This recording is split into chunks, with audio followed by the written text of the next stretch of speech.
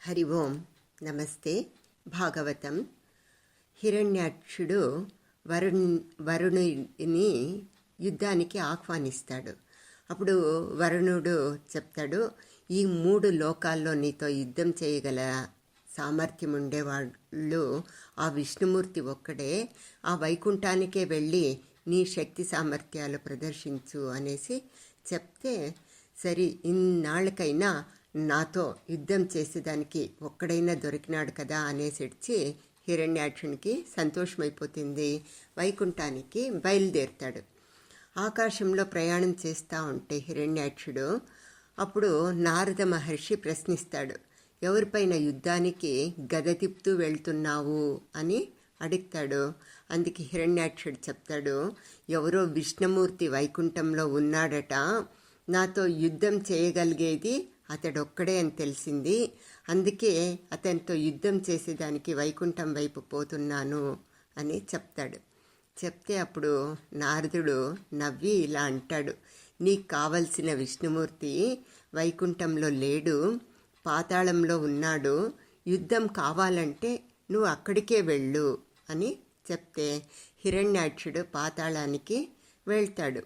అక్కడ అతనేం చూస్తాడు, అక్కడ మహా తేజస్సుతో తనంత బలంగా ఎత్తుగా ఉన్న ఒక వరాహాన్ని చూస్తాడు. ఆ వరాహము రసాతలంలో ఉన్న భూమిని కొనలతో ఎత్తుతూ ఉంటుంది ఆ వరాహము.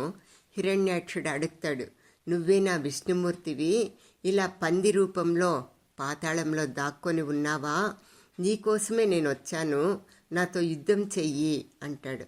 అయితే విష్ణుమూర్తి తన పనిలో మునిగిపోయి ఉంటాడు, పట్టించుకొని వెళ్ళలేదు. హిరణ్యాక్షుని మాటల్ని పట్టించుకొని వెళ్ళలేదు. ఇంకొకసారి అలా చెప్తాడు, అయినా పట్టించుకొని వెళ్ళలేదు. అట్లా 2 సార్లు 3 సార్లు చెప్పినా పట్టించుకొని వెళ్ళే.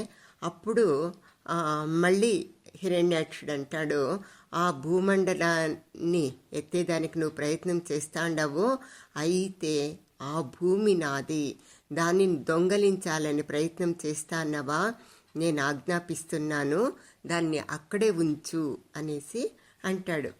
ఆ మాటలకి శ్రీహరికి కోపం వచ్చేసింది.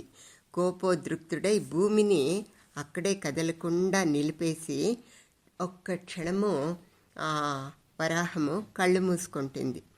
కళ్ళు తెరిస్తే శ్రీహరి రూపాన్ని దాల్చి ఆభరణాలతో బంగారు కవచంతో గదాదండంతో శ్రీహరి నిలబడింటాడు.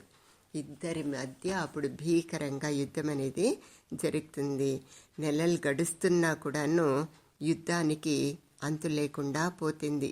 చేస్తూనే ఉంటారు యుద్ధం. ఎన్ని నెలలు గడుస్తుందో యుద్ధం జరుగుతూనే ఉంటుంది. అయితే ఆ యుద్ధాన్ని దేవతలు ఋషులు చూసి ఆ ప్రాణాలు అరిచేతిలో పెట్టుకొని భయపడుతూ ఉంటారు. అప్పుడు ఆ హిరణ్యాక్షుణ్ణి రాక్షస మాయతో యుద్ధం చేస్తున్నాడు. ఆ హిరణ్యాక్షుడు రాక్షస మాయతో యుద్ధం చేస్తూ ఉంటాడు.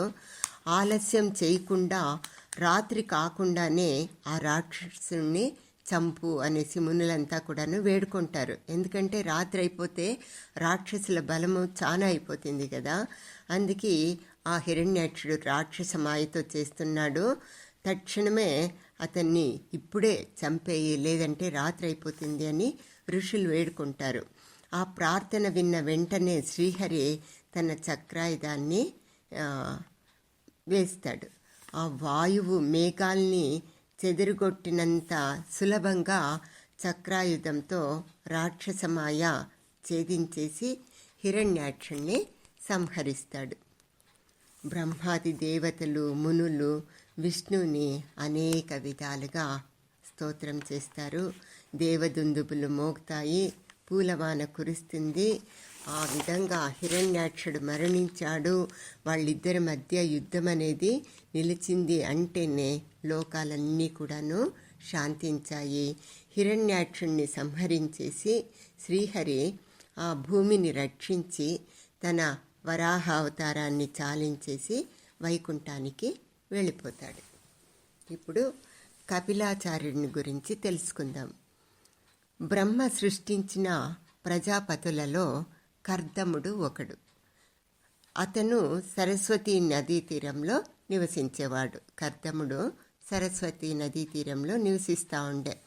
10,000 సంవత్సరాలు ఘోరమైన తపస్సు చేసి ఆ శ్రీహరి అనుగ్రహాన్ని సంపాదిస్తాడు. ఆ కర్దముడికి స్వయంభువ మనువు తన కుమార్తె, 3 కుమార్తెలు కదా, ఆ 3లో ఒకరైన దేవహూతిని ఇచ్చి వివాహం చేస్తాడు. కర్దముడికి దేవహూతికి 9 మంది కుమార్తెలు, 1 కుమారుడు జన్మిస్తారు. ఆ కుమారుడే కపిలుడు. ఆ కపిలుడు సాక్షాత్ శ్రీమన్నారాయణ అంశంతో జన్మించింటాడు. అంటే దీంట్లో ఎన్నో పేర్లు వస్తుంది భాగవతంలో. మళ్ళీ మళ్ళీ మనం వింటూ ఉంటే ఇదంతా కూడా గుర్తుంచుకునేదానికి సాధ్యమవుతుంది.